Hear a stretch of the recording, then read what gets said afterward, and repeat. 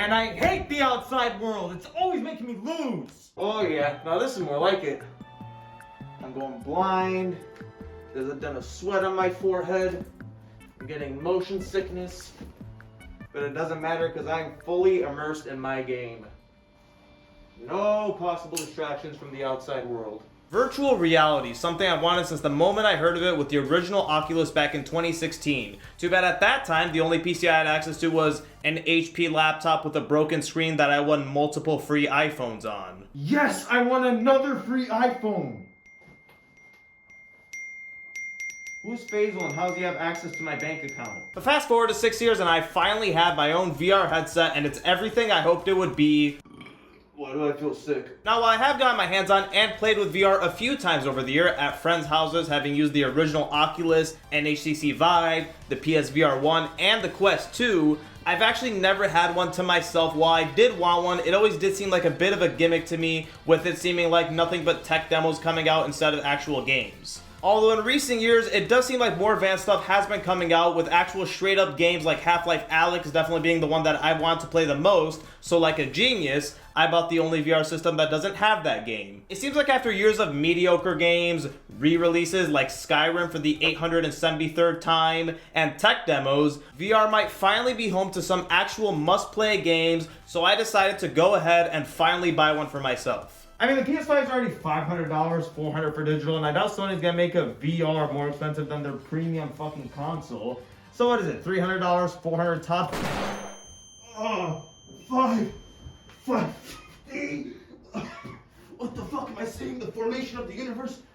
How is VR more expensive than the console it's running on? So after the nuking of my bank account and a 3-day delivery that had me thinking that USPS was gonna do this, because for some reason this thing's only available off PlayStation's website. I assume it's because these assholes exist. My system arrived intact with my controllers out of battery, and Sony only provides one USB-C cable, and I'm using all my other USB-C cables for other shit, so I can only charge one controller at a time. And this is a minor complaint, but for $550 fucking dollars, could you at least do the solid of providing enough wires to charge both remotes?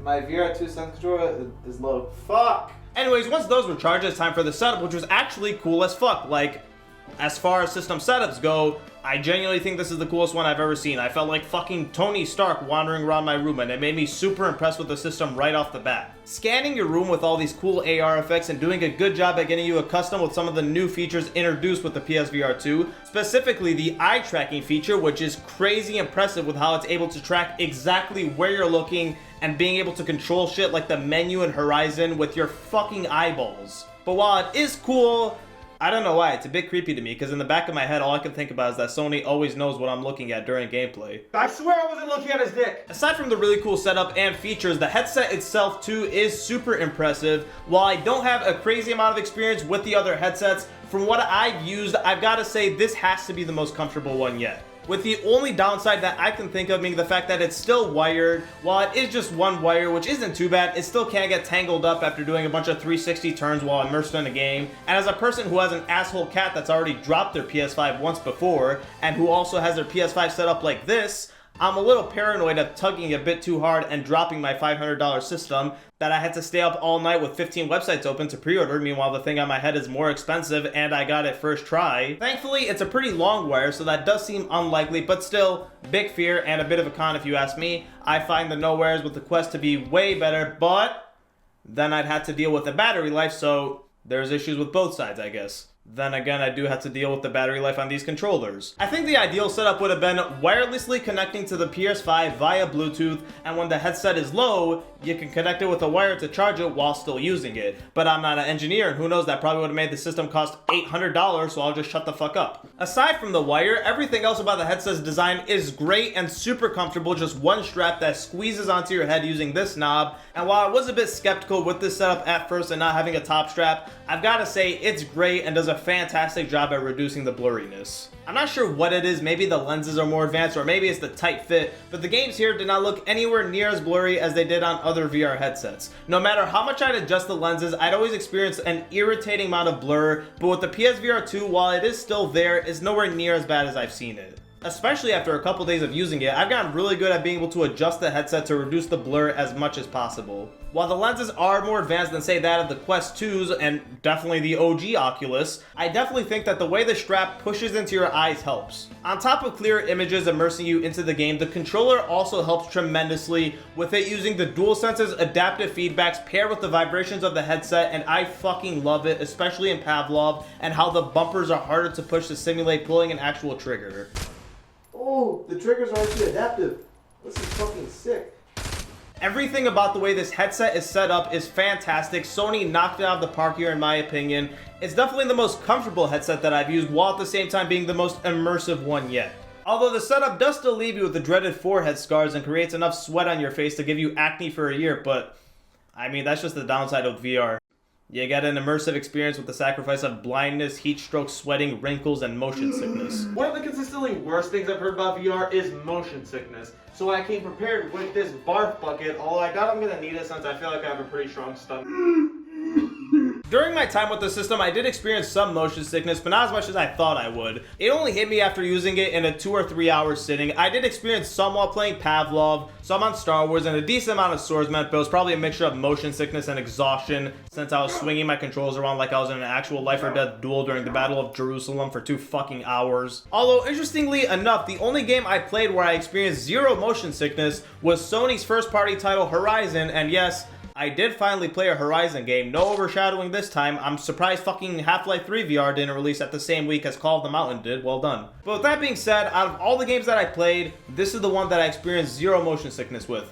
Even after a 3 hour sitting with combat encounters, when I took the headset off, I felt fine. And I think it's because of the clever way they handled movement in this game. During combat encounters, you're only moving in a circle, so it's limited, and you have to constantly duck and dodge attacks, which helps make your brain feel like it's actually moving. And during quieter sections where you're just running around, instead of moving with the analog stick, they simulate running by making you hold square and X and moving your hand in a walking motion. And while at first this did give me PTSD to every shit Kinect game that was trying too hard, after using it, I think this artificial arm movement was actually enough to trick my small smooth sloth brain into thinking that it was actually moving, which is what made me not feel any sickness afterwards. So well done on that, and Sony, and hopefully more games use this mechanic, since I do feel like it's a smart way to limit motion sickness. If you're planning on getting this system and are worried about it, I'd recommend trying this game first to ease yourself in. And Call of the Mountain's a VR game that's like 6 hours long, so there's no way Sony's gonna be making a 6 hour long VR game premium price. It's probably like $20, $30, $40 tops. $60.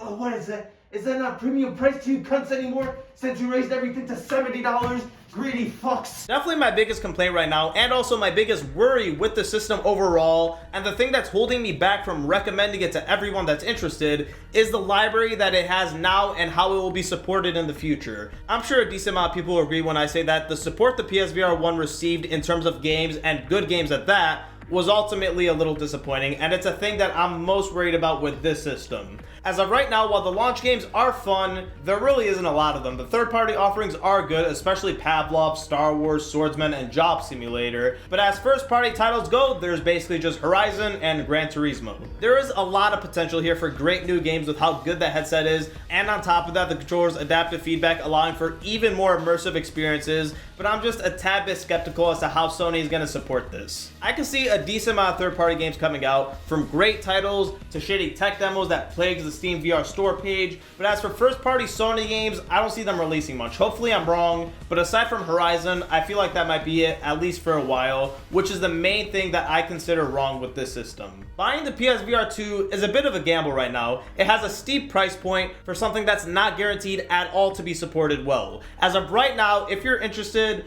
I'd recommend waiting a bit, maybe a year or two, just to see what games come out and how well Sony supports it, or maybe just wait for a sale since $550 is an insane selling point.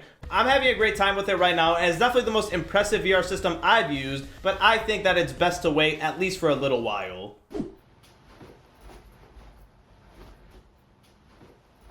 You! Stop approaching me, I'm gonna deal with you next.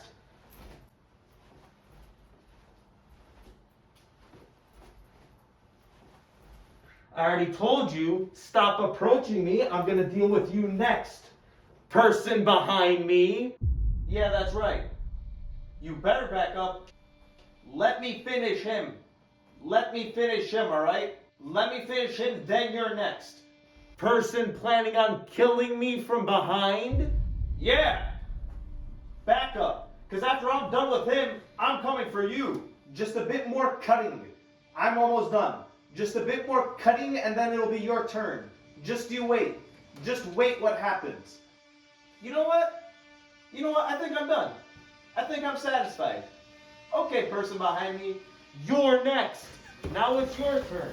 Now it's your turn. All right, come on, let's go. Let's go.